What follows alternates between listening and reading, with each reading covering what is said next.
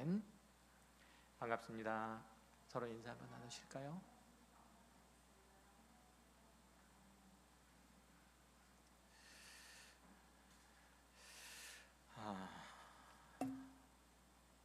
광고 한 말씀 드리고 시작하도록 하겠습니다. 어제 하나님의 은혜 가운데 경선호의 장년부 수련회를 잘 마쳤습니다. 그 수련회가 후유증이 생겼는지 수련으로 인해서 무례에서 못 나오신 분들이 좀 있습니다. 위에서 기도해 주시고 또 격려해 주시기 바라고, 또 우리 권사님 수술 후에 지금 회복 중에 있으니까 장경자 권사님 위해서도 기도해 주실 부탁을 드리겠고요. 그리고 후반기 샘터 모임 이번 주 금요일부터 시작하니까 샘지기들 이번 수요일 오후 수요일 저녁에 예배 후에 샘지기 모임이 있고, 그리고 금요일부터 시작하도록 하겠습니다. 특별히 지난 연도 그 연초에도 한번 했었는데 담임 목사와 함께하는 샘 모임을 먼저 시작하도록 하고, 그리고 난 다음에 하도록 하겠으니까, 물론 이제 매주마다 번갈아서 해야 되기 때문에 샘별로 이렇게 돌아가면서 해야 되기 때문에 한 3, 4주 거쳐서 해야 될 것 같은데, 먼저 신청하시는 샘순을 해서 담임 목사와 함께하는 샘 모임을 먼저 시작하고, 교회에서 먼저 시작하고 그리고 이어서 진행하도록 할 테니까 신청해 주시길 바라고, 특별히 그 시간에는 담임 목사와 조촐하게 만찬 함께하면서 하도록 하겠습니다. 샘 지기들 기억하시고 함께 해주시길 부탁을 드리겠습니다. 특별히 이번 후반기에는 전반기보다는 조금 더 풍성하고 알차고, 그리고 자주 모이는 샘 모임이 되었으면 좋겠습니다. 계속 반복적으로 말씀드리지만 세상은 그렇게 흩어집니다. 세상은 각자 개별화가 되고 파편화됩니다. 그것이 말세의 징조입니다. 그래서 서로 사랑하지 못하게 하고 자고하게 하고 무자비하게 하고 무정하게 하고, 그리고 서로 사랑하지 못하게 하는 사단의 계획 가운데로 점점 빠져들고 있는 이때에 그리스도의 사람으로 어떻게 살아가야 되는지는 너무 분명합니다. 주의 공동체 가운데 하나님의 사랑과 은혜가 넘치도록 서로 돌보고 사랑하며, 또 복음 안에서 믿음의 승리를 이뤄갈 수 있도록 격려하고 위로해가는 일들을 교회에서 하지 않으면 안 됩니다. 그러면 무너질 수밖에 없습니다. 우리 하나님께서 교회를 세워주신 것은 그것 때문입니다. 혼자 복음을 지켜나가고 복음을 살아나가고 또 복음 안에서 하나님의 승리를 다 선포할 수 없기 때문에 하나님께서 우리들에게 공동체를 허락하여 주시고 믿음을 서로 격려하고 위로하고 힘써 싸워가도록 그렇게 불러주신 곳이 공동체입니다. 결국은 설교를 하는 것 같은데, 공동체가 무너지면 개개인의 신앙도 무너질 수밖에 없습니다. 꼭 기억하시기 바랍니다. 공동체가 무너지면 개개인의 신앙도 무너질 수밖에 없습니다. 사단은 공동체를 무너뜨리면 개개인의 신앙을 무너뜨리는 것은 아주 쉽게 여깁니다. 아주 쉽습니다. 꼭 주의 공동체를 지켜나가고 그 공동체 안에서 하나님의 은혜와 사랑과 하나님의 나라의 그 복스러운 모습들을 함께 나눠간다는 그런 마음으로 샘터 모임을 즐겨 하시길 바라고, 또 이 모임이 더욱 풍성하기 위해서 각자 수고와 헌신과 노력을 다해 주시길 부탁드리겠습니다. 아멘 하시죠? 네, 감사합니다. 말씀 함께 나누도록 하겠습니다. 오늘 고린도전서 4장도 역시 마찬가지로 그 내용을 다루고 있습니다. 본문은 고린도 교회 성도들을 교회를 향한 사도 바울의 책망, 권면의 정점에 있습니다.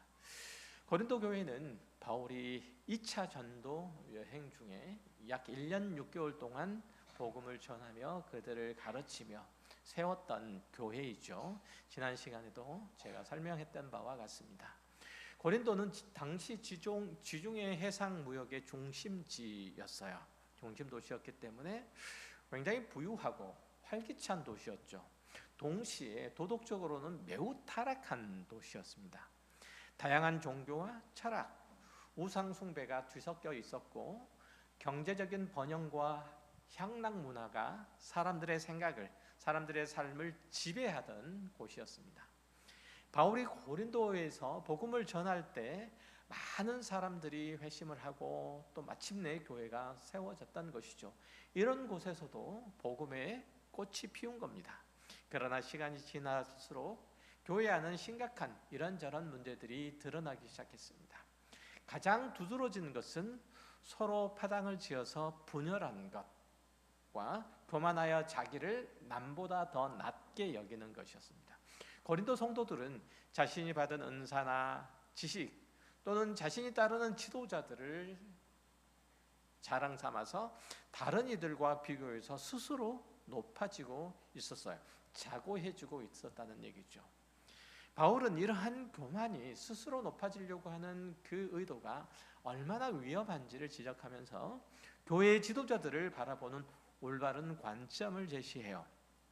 바울과 아볼로와 게바는 서로 경쟁하는 라이벌이 아니고 하나님의 밭과 건물을 섬기는, 교회를 섬기는 동역자일 뿐이라고 얘기를 하죠.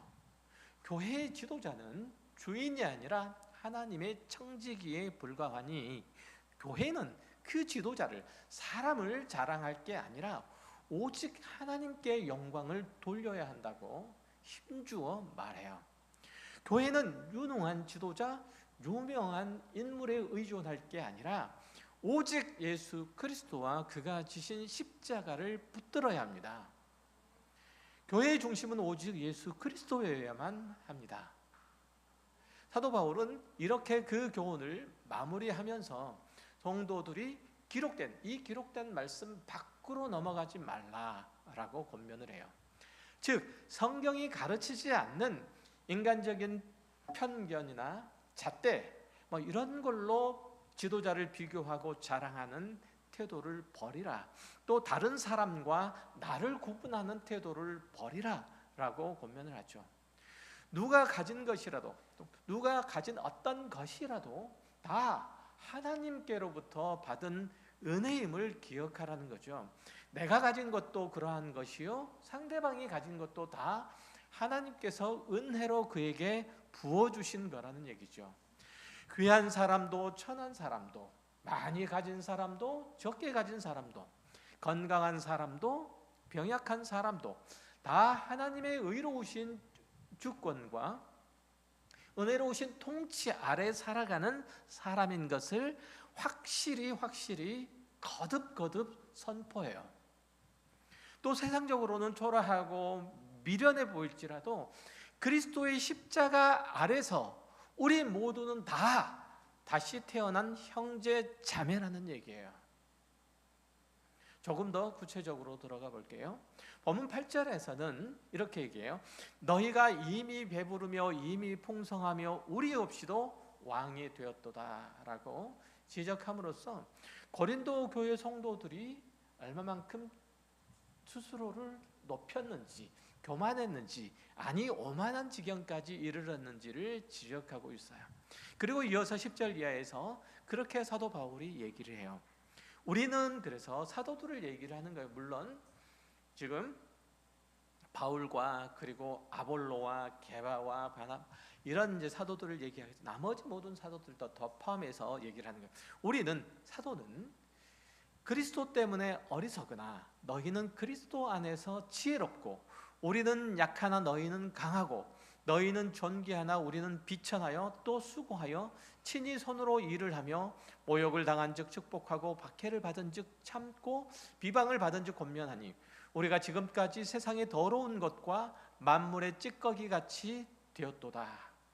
이 대목은 고린도 교회 성도들과 사도 바울 사이에 그리스도인됨의 시각차가 얼마나 큰 건지를 여실히 보여주는 장면이에요. 고린도 교회 성도들은 기독교 신앙을 일단은 철학으로 여겼어요. 헬라인들은, 그리스인들은 기독교 신앙을 복음을 철학으로 여겼어요. 세상의 지혜의 한 부분으로 여겼어요. 이것을 깊이 아는 것은, 그래서 이 지식을, 이 철학을, 이 지혜를 깊이 아는 것은 세상에서 자랑할 만한 어떤 일들, 자랑할 만한 어떤 요소를 더 많이 얻은 거라고 믿었어요. 그러니까 그리스 철학이 유명하죠. 당시 그리스 사회에서 철학자들은 아주 높임을 받았어요. 그만큼 철학이 존대하고 또 귀중하게 여김을 받았다는 것이에요. 그러니까 기독교 신앙을 가진 것은 철학의 한 분야를 깊이 아는 것이고, 그러므로 나는 다른 사람보다 더 지혜롭다고 여김을 받을 수 있었다는 거예요. 그렇게 사람들이, 고린도 성도들이 그렇게 믿었다는 거죠. 그런 의미에서 보면 사도들은 그 중에 최고일 거라고 그렇게 생각을 했던 거죠. 하지만 사도 바울은 그리스도인이 된다는 것, 주의 복음을 받고 또 그 주의 복음을 따라 산다는 것은 오히려 세상의 구경거리가 되고 만물의 찌꺼기 같이 되는 고통스러운 일들이라고 설명을 해요. 성도는 이 세상에서 인정받거나 대접을 받거나 보상을 받지 못한다고 바울이 거듭거듭 가르치는 거예요.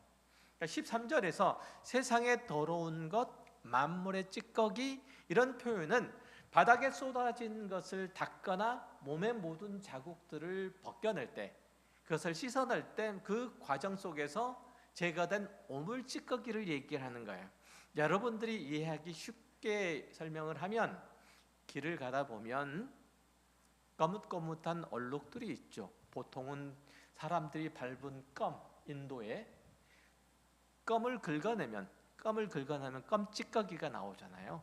까만 껌 찌꺼기.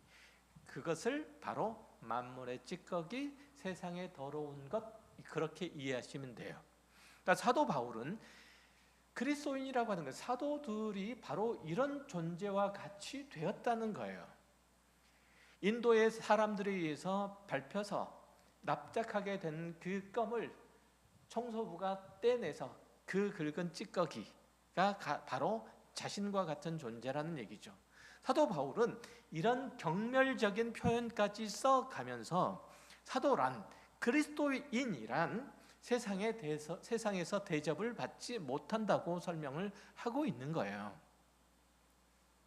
사실 신약성경이 가르치는 성도의 운명이, 여기 사도 바울뿐만 아니라 신약성경 모든 성경이 가르치는 내용들이 그래요.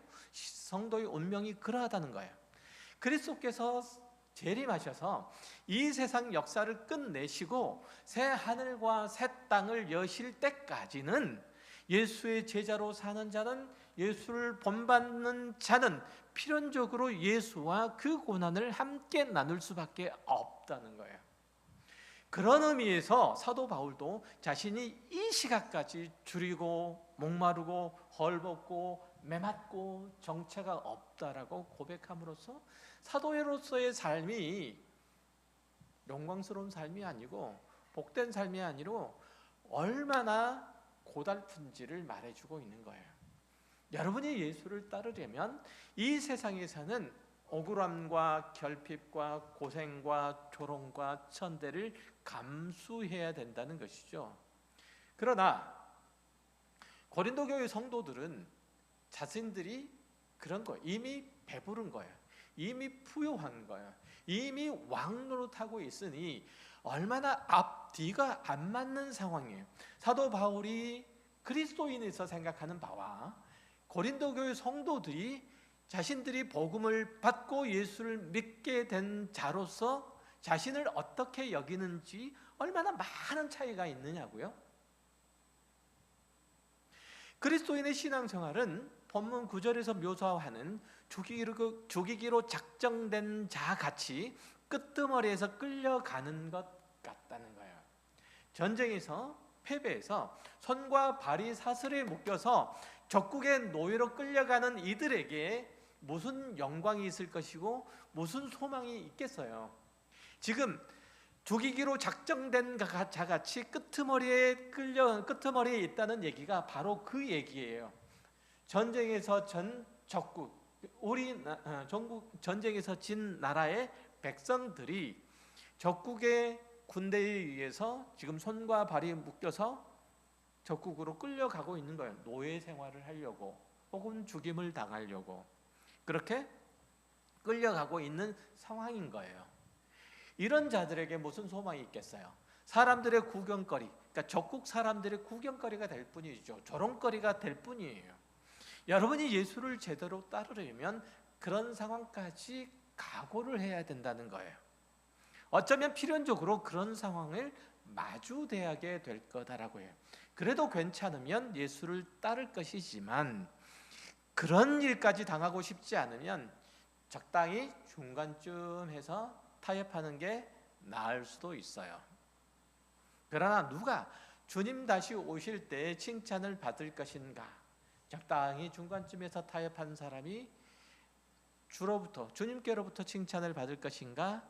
아니면 끝까지 십자가를 붙들고 그리스도의 제자로서의 그 맡은 바 책무를 다하며 그 정체를 굳건하게 지키는 사람이 주님께로부터 칭찬을 받을 것인가? 너무나도 명백하죠. 그러나 한국 교회에서는 이런 얘기를 하는 것들이 별로 환영을 받지 못해요. 번영신학이 만연해서 성도들은 신앙생활의 보상, 대가 이런 것을 현실적인 번영이나 영광 이런 것들을 얻는 것으로 생각을 해요. 그러다 보니까 교회에 떠돌아다니는 설교나 간증의 내용들도 다 현실 생활의 극적인 반전을 담은 것들이 많아요. 40일 새벽 기도를 했더니 안 풀렸던 문제가 풀렸다. 11조를 생활을 잘 했더니 가정 경제가 윤택해졌다. 여기 대목에서는 반드시 록펠러 얘기가 나와야 되고, 그렇죠. 교회 봉사를 열심히 했더니 사업의 승승장구해서 내가 이렇게 되었다. 이런 간증들만 돌아다녀요. 그것들만 인정을 받아요. 그것들만 사용이 돼요. 그래서 예수를 믿으면 내 영혼이 강건하고 범사에 잘 된다고 성경이 약속하는데 왜 예수를 믿는 사람이 어렵고 힘들게 살아야 되냐? 그렇게 사는 것은 하나님의 약속을 안 믿기 때문이고, 그래서 하나님께서 주시고자 하는 복들을 하나도 못 누린다. 예수를 잘 믿으면 대박나게 되어 있다. 이런 식의 신앙 논리가 교회를 장악하고 있어서 지금 사도 바울이 고린도 교회에 대하여 자신의 형편과 상황들을 얘기하는 것들은 바울만 가지고 있는 특수한 상황이라고 여기는 거예요. 우리들은 그렇지 않아도 된다고 생각하는 거죠. 여러분은 안 그래도 된다고 생각해요. 여러분을 대표해서 저만 그러면 된다고 생각해요. 나머지는 다 평안하게 살아도 괜찮다고 생각해요. 그러니까 교회 안에서 뭔가 이 세상에서 자랑할 만한 내용을 가진 자, 그것을 얻은 자, 신앙으로 그것들을 획득했다고 생각되는 자는 목소리가 커지지만, 교회 안에서 어려운 형편과 상황을 겪는 자, 신앙으로 살려고 하다가 애쓰다가 무너진 자들은 할 말이 없는 거예요. 왜냐하면 그들은 패배자이니까, 실패자이니까 말이죠. 그러면 교회에서는 이 세상에서 승리한 자, 번영한 자만 믿음이 좋은 자요. 그렇지 못한 사람들은 실패자야. 그러니까 믿음이 안 좋은 자야. 그러니까 내가 신앙생활을 하다가 혹은 일상을 살아가면서 적어도 그리스도인으로서 신앙 양심을 지키고 살아가려고 하다가 혹은 애를 써서 수고하려고 하다가 실패해서 좌절하면, 그런 것들을 까놓으면 여기저기서 핀잔과 충고와 가르침 이런 것들이 마구잡이로 쏟아져 나오잖아요. 네가 그래서 그러는 거야 라고. 그러니까 교회 안에서 내 어려운 형편과 상황을 들키면 안 돼요. 그러면 내가 패배자로, 실패자로 낙인 찍히니까 잘된 것만 얘기해야 돼요. 그러면 교회는 공동체를 이룰 수가 없게 되죠. 누구로부터 위로를 받을 거예요? 내가 가정에서 위로를 받지 못하면 누구에게 위로를 받을 거예요? 내가 교회에서 신앙을 위로받지 못하면, 내 믿음 생활하는 걸 위로받지 못하면 누구에게 위로를 받을 거예요?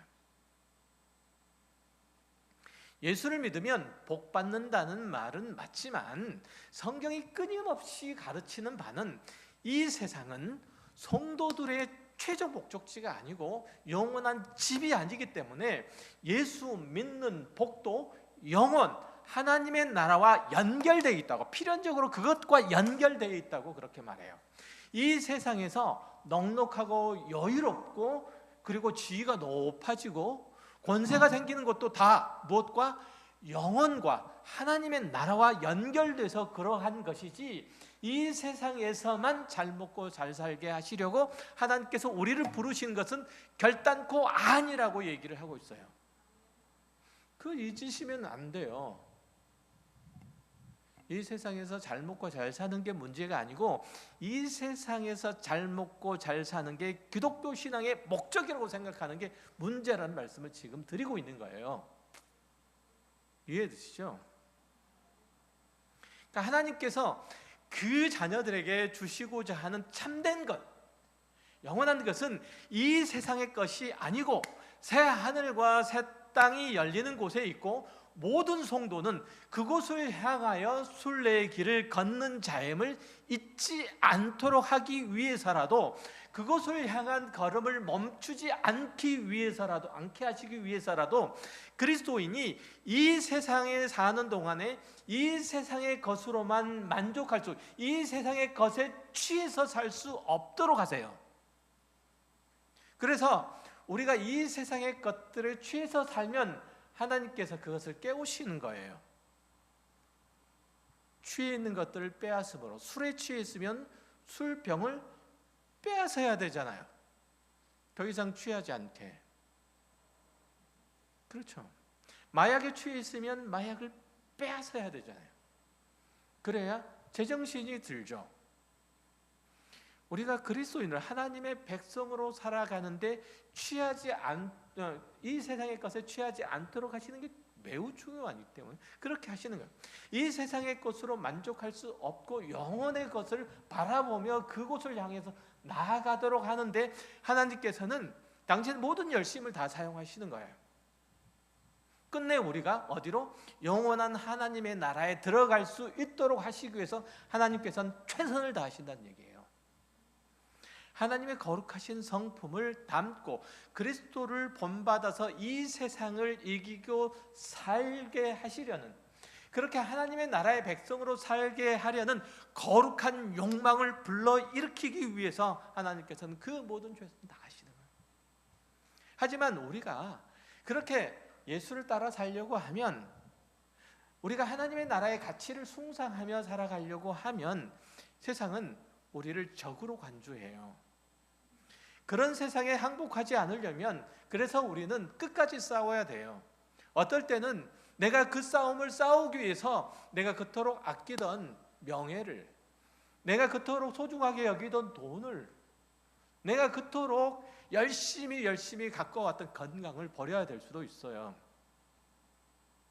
그러실 수 있으시겠어요?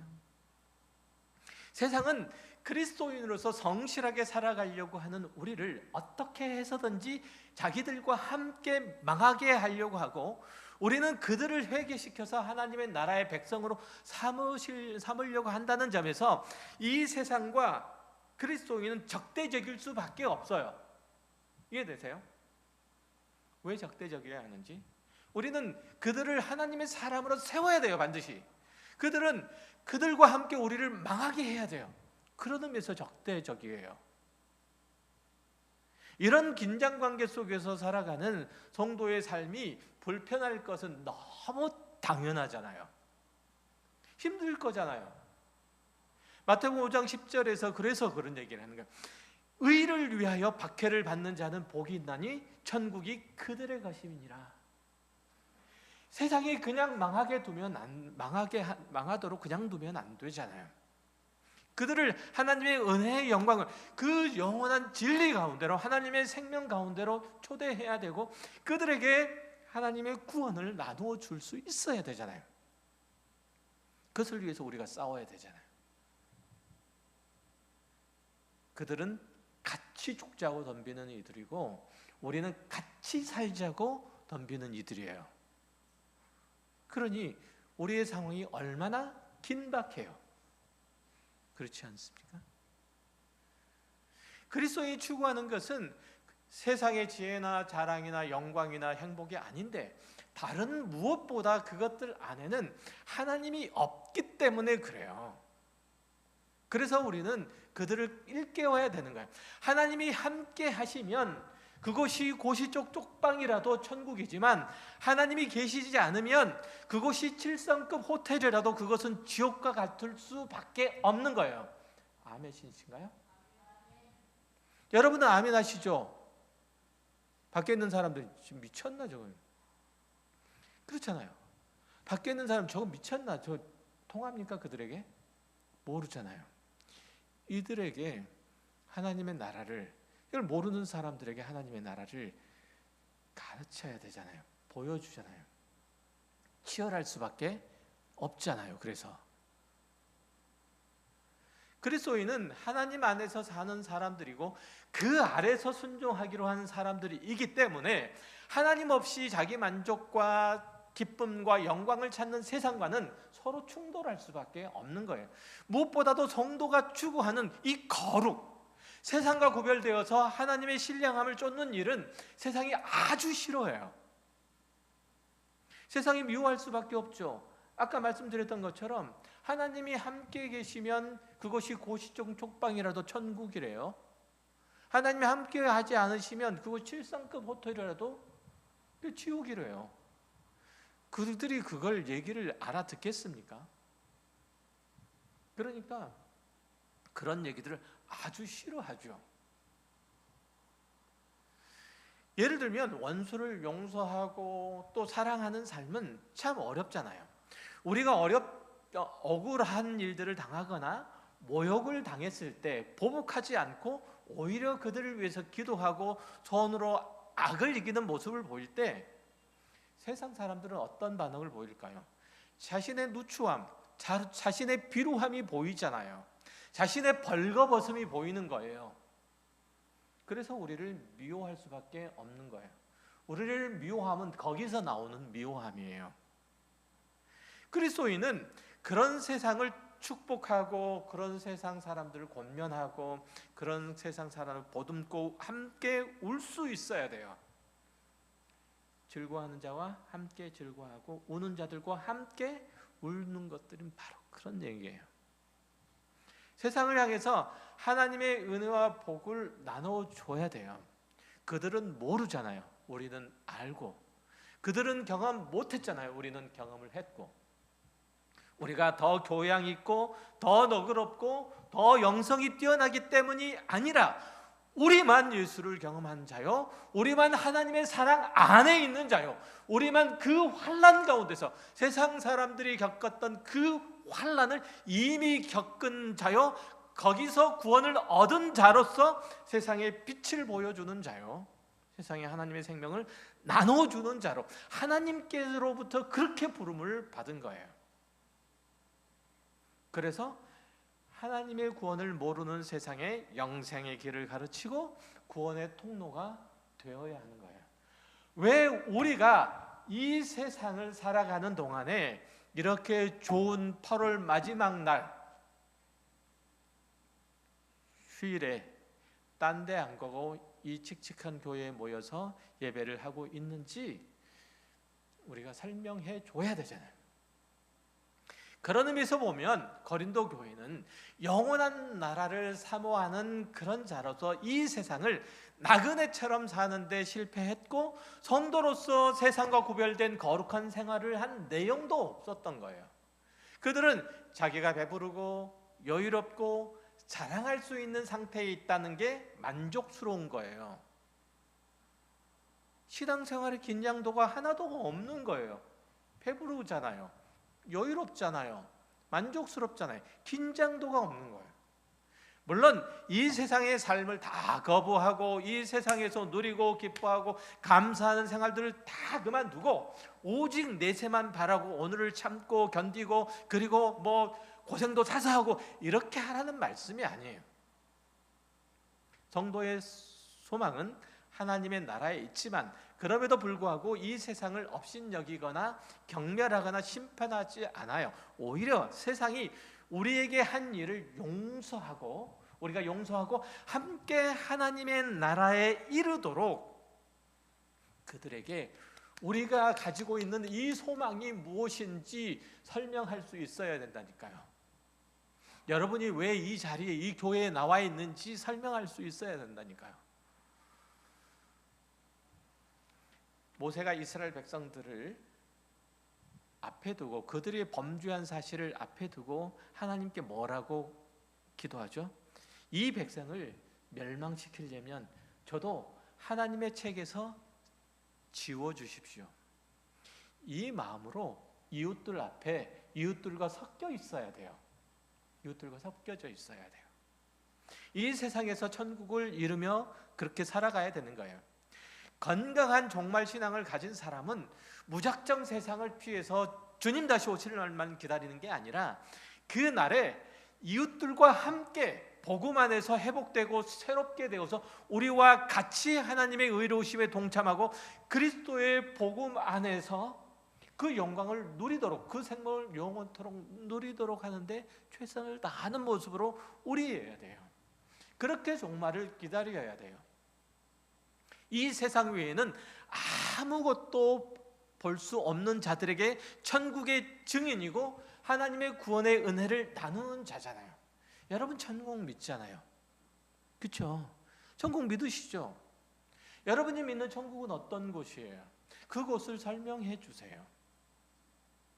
그 과정에서 겪는 고난이고 비방이고 적대적인 행위예요.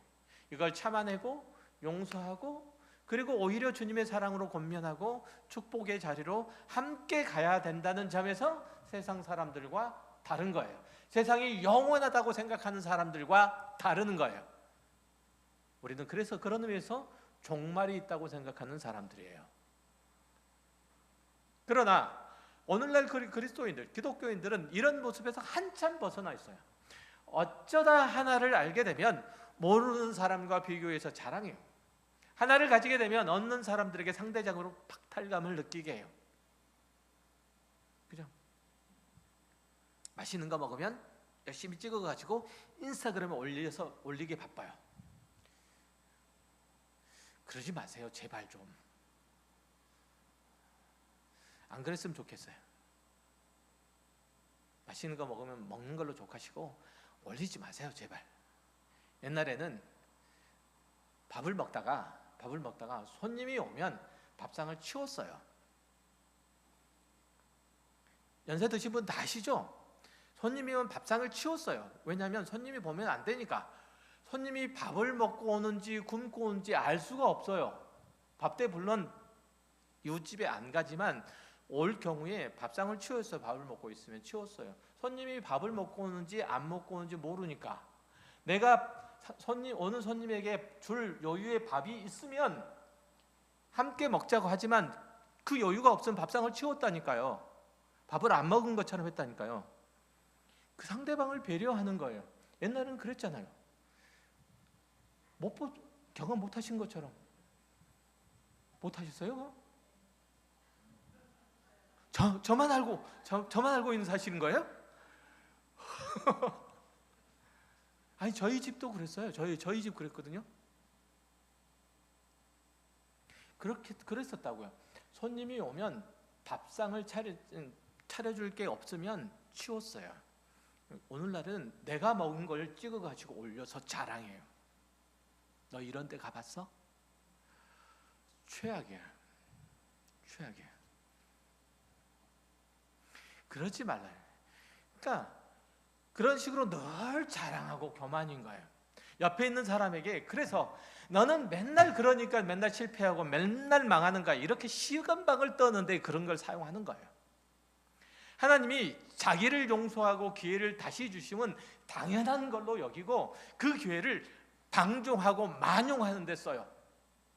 행여 받은 상처에 너무 억울하고 너무 원통해서 풀 마음이 없는 거예요. 사랑과 자비의 하나님이시니까 내가 70번씩 7번 같은 죄를 범할지라도 하나님께서는 용서하실 거야. 이러한 용감한 마음으로 스스로에게는 너무나 여유롭고 너그러운 거예요. 반대로 다른 이들에게는 삼세판도 허용하지 않을 만큼 인색해요. 마치 100억 원을 가진 자가 모든 빚을 다 탕감받고 나와서는 자기에게 1000만 원 빚을 진 친구를 멱살 잡고 흔들어서 감옥에 집어넣는 것 똑같아요. 그래요. 우리에게는 아버지여 저들을 사하소서, 저들은 자기가 하는 일을 알지 못합니다라고 하는 이 그리스도의 마음이 없어요. 교만하고 너무 당당해요. 그래서 교만하고 또 너무 억울한 거예요.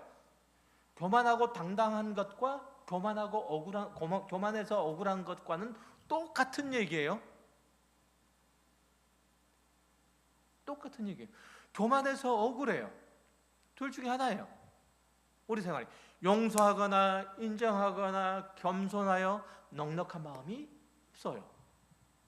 그러면 아무리 천국을 약속받은 성도의 삶이라도 그의 현재의 삶은 지옥일 수밖에 없고 그가 사람들에게 보여주는 것도 지옥밖에 없어요. 또 아직까지 어떤 식으로든지 자기를 증명할 기회를 얻지 못해서 분해하고 힘들어하면 마치 그게 성경이 말하는 고난의 삶인 것처럼 착각해요. 그렇지 않아요. 억울한 게 고난입니까? 억울한 게 고난이세요? 나를 핍박하는 자를 위해서 기도하고 내 원수라도 사랑하는 그리스도인, 상대방이 내가 예수 믿는 사람임을 약점 잡아서 집요하게 물고 늘어져도 포기하지 않고 신앙을 따라서 용서하는 하나님의 자녀, 그가 바로 바울이 고백하는 끄트머리에 놓여준 자요 인자가 올 때 세상에서 믿음을 보겠느냐 라는 질문에 저요 라고 대답할 수 있는 사람이에요. 예수님의 신실한 제자로 산다는 것은, 천국을 목표로 나그네 된 삶을 산다는 것은 이 세상을 도외시하고 금욕적인 삶을 살거나 모든 사람에게 다 이용당하고 짓밟히는 삶을 살라는 게 아니에요. 반복적으로 말씀드리지만 오히려 악인과 의인에게 해와 비를 고루 주시는 하나님을 닮는 삶, 주의 복음을 삶으로써 겪는 그 어려움이나 고난에도 신앙을 저버리지 않고 견디고 억울해하지 않고 그것을 내가 그리스도의 사랑을 아는 자로서, 먼저 어른된 자로서, 먼저 하나님을 아는 자로서 당연히 여기고 하나님의 용서와 사랑으로 품는 거예요. 5살짜리 꼬맹이가 어쩌다가 아빠랑 같이 놀다가 아빠 뺨을 때렸다고 아빠가 같이 아빠 뺨을 때릴 애기 뺨을 때릴 수는 없잖아요. 그렇잖아요. 누구는 그랬다고 하더라고요. 아빠랑 같이 놀다가 아빠가 잠바를 입고 있는데 이렇게 지퍼를 올렸다 내렸다는 장난하다가 쭉 올렸는데 아빠 턱에 있는 살을 딱 집어가지고 너무 놀란 아빠가 아이 뺨을 딱 후려갈겼다고 그런 얘기를 하더라고요. 그럴 수는 없잖아요. 애잖아요. 보다 적극적으로는 나를 핍박하는 이들을 위해서 하나님의 사랑으로 항복시켜서 함께 영원한 천국에 가는 것이 그리스도인이 이 세상을 사는 목적이라는 것을 잊지 않으셔야 돼요. 거꾸로 내게서 일어나는 다른 사람에 대한 무관심과 미움과 증오심으로 인해서 그들이 나를 통해서 하나님의 사랑과 은혜를 경험할 것을 잃어버린다면, 그 기회를 잃어버린다면 그것이야말로 하나님의 영광을 가리는 일이에요. 고린도 교회는 각자의 자신의 주장과 자랑과 소유를 과시해서 다른 형제들을 업신여기고 그리고 자신을 높이는 실수를 범함으로 하나님의 나라의 삶을 놓친 거예요. 그 일은 교회 공동체에 치명적인 손상을 가해요. 그리스도인은 세상의 적대적이지만 물리적인 충돌을 꾀하는 자들이 아니고 예수님의 십자가와 그로 인해서 이루어진 하나님과의 화평을 전하는 자예요. 물론 상대방이 오른뺨을 때리려고 덤빌 때 왼쪽마저 내어주는 것은, 속옷을 가지려고 할 때 겉옷까지 내어주려고 하는 것은 정말 쉽지 않는 일이에요. 적어도 얘는 이, 눈에는 눈, 이렇게 맞서야 자신을 지켜나갈 수 있는 그런 세상의 이치이잖아요. 그래야 억울함이 좀 덜하잖아요. 그래서 그걸 끝까지 붙잡고 있어야 될 것 같아요. 그렇지 않으면 내가 이 세상에서 가루가 될 것 같아요. 우리 아이들이 인류대학을 나와야 되고 좋은 직장을 잡아야 되고 돈 많은 부모를 둔 배우자를 만나도록 해야 돼요. 그래야 세상에서 살아남을 수 있다고 믿기 때문에 그래요. 세상은 적자 생존의 정글이기 때문에 하나님의 은혜와 사랑 따위는 안 통해 라고 생각을 하잖아요. 그렇죠? 여러분은 이렇게 생각하다가 밖에 나가면 당장 그렇게 생각하실걸요? 여기만 은혜와 사랑이 펼쳐지는 것이지 밖에 나가면 적자 생존의 정글이다라고 생각하실걸요? 그렇죠? 대답을 안 하세요? 그렇죠? 그렇죠. 적자 생존 정글이잖아요. 적자 생존의 정글에서 그리스도인으로 살라는 얘기예요. 그렇게 같이 맞서서 싸우지 말라는 얘기예요. 그런 태도로 자세로 세상을 살아가면 오늘 본문에서 사도 바울이 지적하는 것처럼 너희가 이미 배부르며 이미 풍성하며 우리 없이도 왕이 되었도다. 우리는 그리스도 때문에 어리석으나 너희는 그리스도 안에서 지혜롭고 우리는 약하나 너희는 강하고 너희는 존귀하나 우리는 비천하여 이 책망에서 벗어날 수가 없어요. 교회에서나 밖에서나 세상이 자랑하고 과시하는 방식으로 예수 믿는 사람임을 자랑해서는 안 돼요. 그러면 망해요. 그러면 세상은 하나님의 나라를 볼 수가 없어요. 여러분 안에 있는 천국을 확인할 수가 없어요. 난 예수를 믿는 사람이야. 이런 신앙의 고백은 항상 십자가를 따르는 방식이지 나를 따르라 이런 방식이 아니에요. 상대방이 자기가 가지고 있는 재력이나 학벌이나 다른 어떤 능력으로 공격해 올 때 겸손하게 자신을 낮추고 그리스도의 겸손과 덕을 보여주는 건 참 어려워요. 우리 마음에서 먼저 튀어나오는 자존심이 가장 먼저 튀어나올 것이고 그 다음에 튀어나오는 게 교만이잖아요. 너 가진 것 정도는 나도 가지고 있어. 너 하는 정도는 나도 할 수 있어. 꼭 이런 증명을 하고 싶은 게 우리네 마음이잖아요. 적어도 상대방보다 먼저 하지는 않더라도 상대방이 뭘 가지고 나에게 공격해 오면 나도 그 정도는 있어 임마 이런 얘기 하고 싶죠. 그렇죠? 그래요. 내가 하나님의 아들이냐? 그러면 그 십자가에서 내려와 봐라. 이 조롱을 예수님께서는 묵묵히 감당하셨잖아요. 이 유혹은 여러분에게도 똑같이 있어요. 똑같이 네가 하나님을 믿는 예수를 믿는 예수님의 제자냐? 하나님의 아들이냐? 그러면 십자가에서 내려와 봐. 네가 당하는 그 억울함에서 내려와 봐. 이렇게 우리들에게 세상이 덤빈다고요. 그럴 때 어떻게 하고 싶어요? 예수님께서 그럴 때 어떻게 하고 싶었을까요? 내려와서 십자가에서 내려와서 그야말로 싸대기라도 한 대 후려 갈기고 다시 올라가는 게 그렇게 될 것 같잖아요. 우리도 그런 마음이 들잖아요. 잠깐 예수 믿는다는 거 이 표 딱 떼놓고 한 대 확 후려 갈기고 다시 딱 붙이고 나 예수 믿는 사람이야 이렇게 얘기를 하고 싶잖아요. 딱 한 번만 하나님 딱 한 번만 눈 감아 주십시오. 자, 한 번 후려 갈겨주고 내가 다시 한 번만 눈 감아 주시면 제가 우리가 그렇잖아요. 예수 믿는다며 천국이 있다며 한번 보여봐. 이런 어리석은 도발을 꼭 이겨내야 돼요.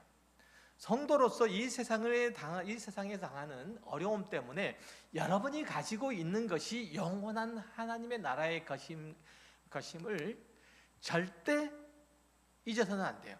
그걸 놓치면 안 돼요. 가려지거나 희석되게 만들면 안 돼요. 이 세상에 속한 자존심과 자랑 때문에 하나님의 선물인 영생을 놓치지 않도록 주의해야 돼요. 나의 자랑과 교만함과 오만함 때문에 형제 자매가 누추해 주도록 하는 것을 조심해야 돼요. 교만해서 자기를 자랑하고 이웃을 조롱하거나 헐뜯으면 공동체는 무너질 수밖에 없고, 공동체가 그렇게 무너지면 내가 밖에 나가서 그리스도인으로서 올바로 선택하고 결정하고 그렇게 세상과 싸워나갈 수는 더더구나 없어요. 여기서 훈련을 잘해야, 연습을 잘해야 밖에 나가서도 실전에서 잘 싸울 수 있어요. 여기서는 연습하는 곳이, 그걸 그리스도를 아는 자는, 예수 그리스도와 사귐이 있는 자는 이 세상에서 끄트머리에 놓일지라도 이웃과 공동체를 해치고 무너뜨리는 일들은 하지 않아야 돼요. 오늘 사도 바울이 우리가 지금까지 세상에 더러운 것과 만물의 찌꺼기같이 되었도다라고 하는 이 탄식적 고백하기를 두려워하지 않는 것을 보세요. 우리는 그걸 볼 수 있어야 돼요. 우리가 지금까지 세상에 더러운 것과 만물의 찌꺼기같이 되었도다. 내가 사람들이 밟은 그 껌딱지 떼놓은 것과 같이 되었도다 라고 하는 자신의 현실에 대해서, 자신의 대접에 대해서 넉넉하고 여유롭고 담담한 사도 바울의 그 고백을 우리 마음속에 새길 수 있어야 돼요. 그런 일들은 굉장히 어렵고 또 힘들고 고생스럽지만 사실은 그리스도인으로서의 영광을 더 잘 드러내는 일들은 없다는 거예요.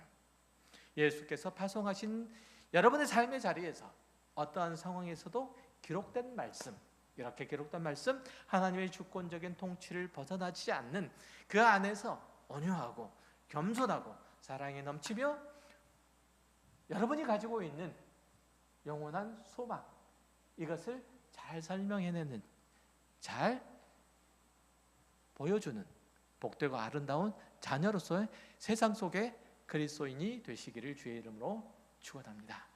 기도하겠습습니다. 하나님 아버지, 감사합니다.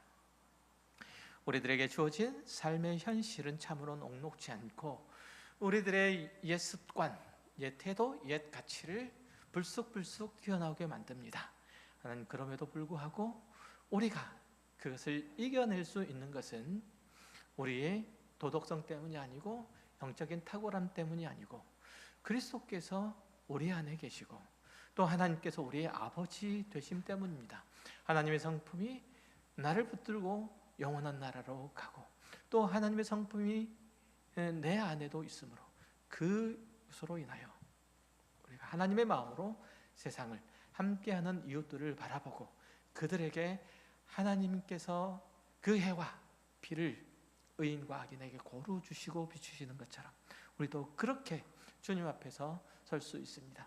이 믿음 안에서 일주일 동안 저희들 살아낼 수 있도록 하늘의 신령한 은혜를 더하여 주옵시고 모든 악과 더러움 속에 구별된 하나님의 백성으로서 의롭도록 기필코 다음 주에 돌아올 때는 승전보를 높이 올리고 그리고 주님 앞에 감사하며 찬송하며 이 자리에 돌아올 수 있는 가까운 교회 온 성도들 되게 하여 주옵소서.